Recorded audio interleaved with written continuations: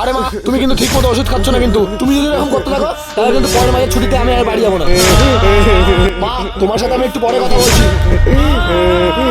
আরে বাচ্চা, তোমার কি হয়েছে? তোমার মনে হচ্ছে মন খারাপ, তুমি এরকম করে কাঁদছো কেন? স্যার, আমি গত 3 দিন ধরে কিচ্ছু খাইনি।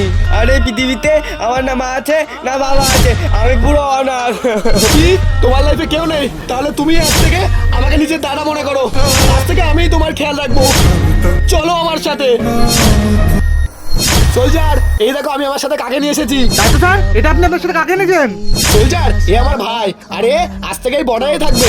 সোলজার, এর এই পৃথিবীতে কেউ নেই, এ অনাথ, তাই আমি একে এই বর্ডারে নিয়ে এসেছি একে আশ্রয় দিতে। কি স্যার, আপনি এটা বলতে ভেবেচিন্তে বলছেন তো? আপনি তো জানেন এই বর্ডারে কাউকে ভেতরে ঢুকতে নিষেধ করা আছে। হ্যাঁ সোলজার, আমি যেটা করছি ভেবে চিন্তাই করছি। আর ও এমনিতেও অনাথ, ও আমাদের কি বা ক্ষতি করবে? আর আমার এই ডিসিশনে তোমার কি কোনো আপত্তি আছে? না, আপনি যদি সব ভেবেই নিয়েছেন তাহলে আমার আর কি আপত্তি থাকতে পারে। যান, আপনারা ভেতরে যান।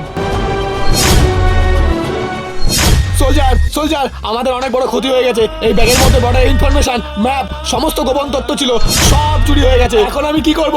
আমার মাথায় কিচ্ছু আসছে না। স্যার, আমার মনে হচ্ছে আপনি আগে ভাইভাবে আশ্রয় দিয়েছেন, সেই কাজগুলো করেছে। আমি আপনাকে আগে সাবধান করেছিলাম, আপনি এখন ওকে বর্ডারের ভেতর ঢুকাচ্ছিলেন, কিন্তু আপনি আমার কথা শোনেননি।